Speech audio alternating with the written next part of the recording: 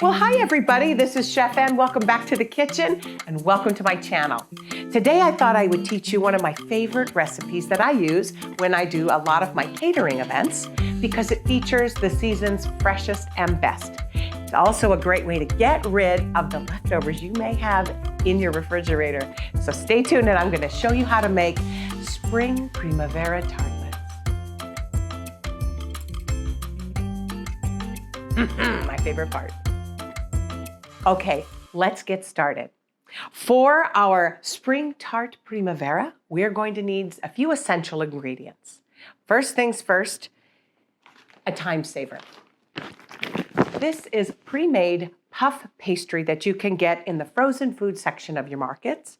There are other products that you can find in the refrigerated section. Don't be afraid to experiment. It's such a great way to make special treats look really fancy. And if you want to take your hand at making your own puff pastry, by all means, it's your kitchen, it's your rules. The next we're going to use for our Primavera Tartlette are some basic ingredients of whatever is seasonal or in your own pantry and refrigerator. I have spring peas, beautiful bright lemon right from the tree that I've already washed. I have some cream cheese that's already been whipped. It makes life a lot easier.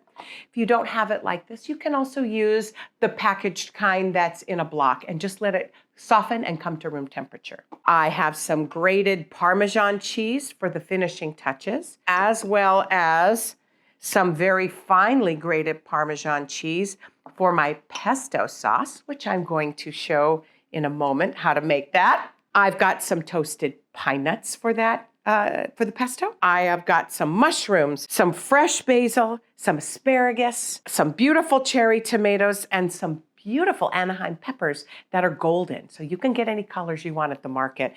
Or if you're allergic to peppers, you don't have to use them. In addition to that, I've got some garlic and some Castelvetrano olives and some Kalamata olives. You make sure you've taken out the pits ahead of time.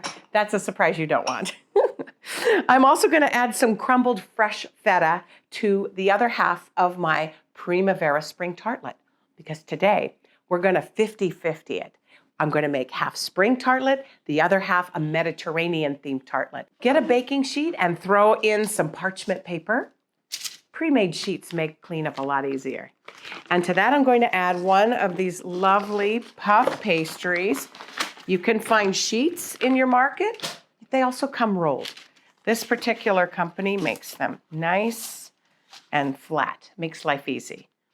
And you're just going to let it come to room temperature and do a technique called docking and scoring. First, we're going to score it by creating our frame. And we're just going to cut not all the way through, but about 3/4 of the way through the pastry around the frame at about 1/4 of an inch in depth. So you want to basically frame the beautiful piece of art that we are going to create shortly. Right across. You don't want to go all the way through. You can, if you feel like you want a bigger crust, you can crimp these edges. I just feel leaving them the way they are is just beautiful enough.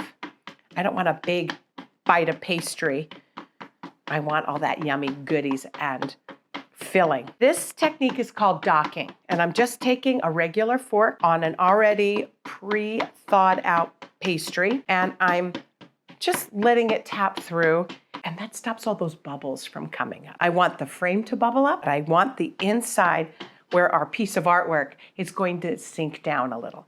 So it's called docking. Pastry tip 101. Okay, set this aside and let it come completely to thaw. If you're not going to cook right away, I recommend putting it back in the refrigerator because a cold puff pastry will puff. Okay, now we're going to make our homemade pesto, which is a great recipe to have in your back pocket anytime you want to elevate a dish. The ingredients are some beautiful pieces of our basil. Just want to destem them, maybe about half of an actual bunch, saving the crown for the crowning garnish at the end. All right, I've got those at the ready and they're set aside. Going to add them in stages. First, I'm going to start off with some garlic that I've already peeled. I'm going to use 3 cloves. That's more than enough for this dish. You can use more if you want. And I'm going to add a handful of toasted pinoles, which are pine nuts. My family's recipe actually uses walnuts in their pesto, but I like using pine nuts in this particular recipe. You're going to want to do this in this order because you want your dry ingredients to go in first, and that way you can get more consistent chunks. Then I'm going to add in a nice pinch, about a tablespoon of Parmesan, which is already salty, so you don't need to add more salt unless you really like a lot of salt. Sometimes I'll add some cracked pepper to this too. Great, we've got them blended. It's got this nice breadcrumby look to it, and it already starts to smell great. Then I'm just gonna help the processor along by just hand tearing the herbs. Whenever you use herbs, you wanna give them a little spank. Naughty herbs, and that helps bring the oils out and brings out those beautiful flavors. That smell, yum. Okay, I'm gonna put in approximately half of my bunch. When it gets to the color you like, you could start adding some olive oil. I like using a nice extra virgin olive oil. Make sure it's a single sourced olive oil. That means it only comes from one country of origin, whether it be Italia or Spain or Greece. I put in approximately 2.5 tablespoons. Yum. If you like a thinner consistency, you can add more oil. You can also add water to this if you're trying to count your calories. But come on, it's pesto. Go for it. Get every last bit. Now that our pesto is made and our pastry is chilling in a refrigerator, we're going to work on the vegetables, whatever you choose. But here's what we're doing today: a delicious sweet red onion.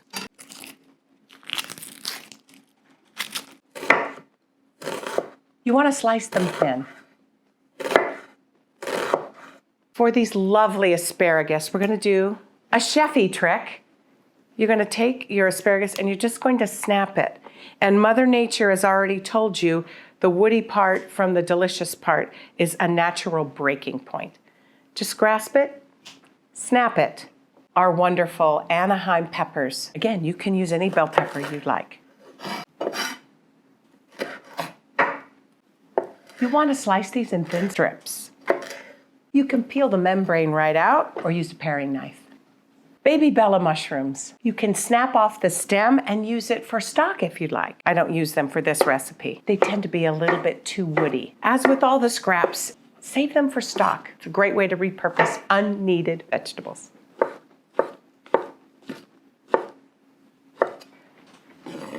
And your favorite tomatoes. These are cherry tomatoes. I sliced them in half. They're a grape style. You can use any kind you'd like. I also love using the heirloom tomatoes that have lots of bright colors. Go for the color, because it's a Spring Primavera Tart. Now that your favorite ingredients are chopped and prepped, I'm going to put them on a sheet pan and put them in a 400-degree oven that we've already had set for cooking our pastry. So we're taking use of our onion all at the same time. One-stop shopping, you can use one baking sheet to prep all your veggies. I'm just going to add a little bit of my extra virgin olive oil on top, just a dash or two, and some fresh cracked pepper, and a dash of sea salt. I'm using pink Himalayan sea salt here because it's fun. And you're just going to use my favorite kitchen tools, your hands, and just give it a gentle toss and lay them out in a single layer. And these are just going to par roast for a few minutes because while the puff pastry is baking and rising, we want most of the moisture from these vegetables to have already released. We want a crisp pastry. Off into a preheated 400-degree oven for 7 minutes. Here's a quick hack on how to get rid of your pits in your favorite olives. Start with a paring knife that's sharp, and you're just going to make a cut up until the pit and rotate. I'm going to do this again for you. Make a cut up until the pit and rotate. Ta-da! Next, we're going to make our egg wash. Break up the yolk and egg white and add a splash of water. An egg wash is a classic use to give that beautiful golden brown on pastry. Don't skip this trick. We're going to make our spread. This spread is going to be used for both of the tarts, but we're going to add the pesto to the other one. First, we're going to start with softened cream cheese. This is a cream cheese spread, and I'm just loosening it up, and that helps for the rest of the ingredients. We're going to add a kiss of some fresh lemon zest. That's just gonna bring brightness and freshness. Don't throw away this lemon, you can use it on something else. I'm gonna add a hit of cracked pepper. These are tri-colored peppercorns, and I find it brings a lot of aromatic essence to this spread. And a little touch of Himalayan pink sea salt. Let's give that just a little bit of a working through. And then we're going to add a few pieces of some of this gorgeous basil. And we're going to do a chiffonade trick that I've taught you before if some of you have been to my other many classes. A chiffonade is a fancy chef term for the long, beautiful ribbons that are great for presentation. It's also nice to have for when you need to cut your vegetables and your herbs smaller. So I stack them in a layer, and now I'm just running my knife, nice sharp chef knife, through them, creating ribbons. And this way you can still see the beautiful tendrils of the herb, and you get that wonderful smell. It smells great. We're going to add in this beautiful chiffonade of basil, and then we're going to sprinkle in about 1/2 cup of finely grated Parmesan cheese. And then we blend it all together. I'm using a technique called folding. This is where I drag my spatula around the edges and bring into the center and press up. And this helps blend all the ingredients together. It also will help not macerate those beautiful chiffonade ribbons of basil. There we go. Beautiful spread. I'm going to save part of this for my pesto half of the tart. We're going to blend our beautiful pesto we just made with that other half reserved of a cream cheese Parmesan fresh herb salt pepper spread. Just going to add a little at a time. Wow, that smells so good. And start folding it in. We learned that folding technique, right? Spread, scrape around the sides and blend together until you get the color you want. And I'm going to add a little bit more. We're creating a Mediterranean spring tart in addition to our spring tart primavera. Beautiful. Wow, that smells gorgeous. I'm gonna add more. And that should do it. I'm gonna set this aside. Let's start building a tart. It takes a steady hand, folks. We have both spreads ready. We've got the cream cheese and fresh herb, and then the pesto spread for the 50-50 blend. Eyeball about the middle of your tart, and we're going to slather on this beautiful spread. You want it on thick, but not too thick. We want that tart to be crisp, not soggy. Try and get to the edges up to where we scored it. And now our pesto spread. Same thing. This one has a little more liquid in it. It's going to be easier to spread. Make sure you get all the way up to those edges. This is another reason why you want your cream cheese to be room temperature. It's easier to spread. You can reserve the leftover spreads and use them for scraps of more puff pastry, or maybe you've got another dish you'd like to make up. If you think of a dish to use with your leftovers, why don't you leave me a comment? I'd love to hear about it. On to building our tarts. Since I roasted most of these vegetables together, I'm going to separate the ones that I want to use for each theme. For the springtime primavera tart, I'm going to use the roasted asparagus. And I'm just going to alternate tips going up and down and in between, so that way it's got a beautiful, artful presentation. This is where you can get really creative. Now I'm going to add some of these beautiful tomatoes. I'm going to use the tomatoes on both because I just love the juicy sweetness that they bring to the tarts. Just going to pop them in here and there. And I'm going to add, what else? Oh, I'm going to add my spring peas. That's right. You can use thawed peas if you want. And now for our Mediterranean themed, we're going to add the slivered roasted red onion and those golden peppers. And you can use red ones too, any color. This is your art on a tart.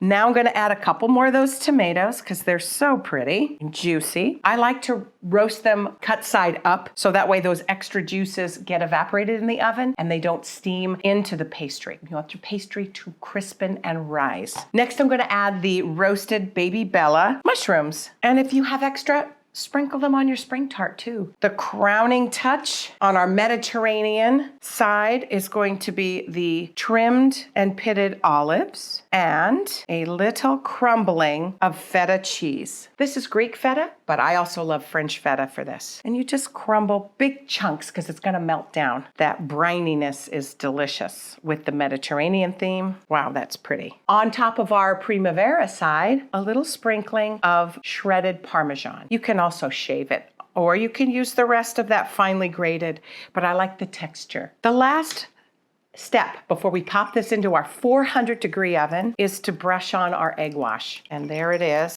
And you're just going to take a pastry brush and you're going to lightly brush around the frame. You can also brush this before you add all of your toppings. This egg wash is going to bring a bright, crispy, golden brown hue to our tarts. Voila!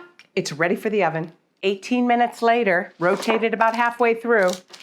Look at our 50-50 tart. Yum. See how that beautiful egg wash gave this golden sheen? Very pretty, and it smells amazing. Let's get to cutting. Thanks to the parchment paper, you can slide it right off of your hot baking pan. Use a spatula and pull it off of the parchment. Now my favorite part. Let's start with the crispy end. Let's listen to this crunch.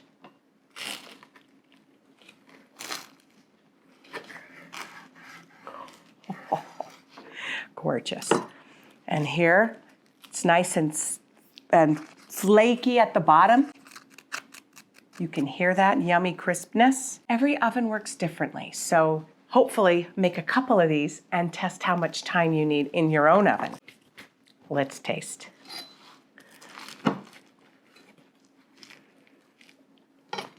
My favorite part.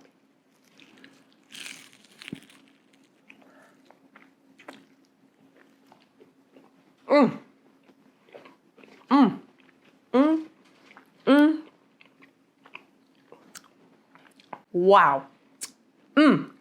That crispness and flake of the yummy crust and the creaminess of that filling, very simple and bright. A little bit of lemon zest, you can taste the little lift on it and the juiciness of the tomatoes. I could keep eating this, but I better not. Let's try the other one.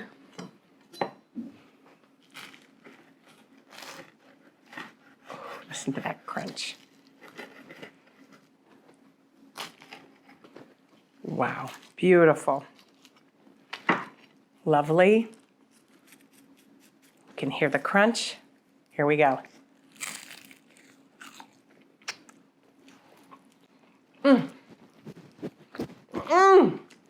The pesto definitely brings it to the next level. Mediterranean meets Primavera, meets the salty brininess of that feta. I'm going in for another bite.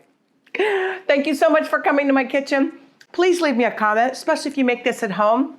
I'd love to hear how you did, or if you'd like me to make something different, let me know. And don't forget to like and subscribe. Cheers.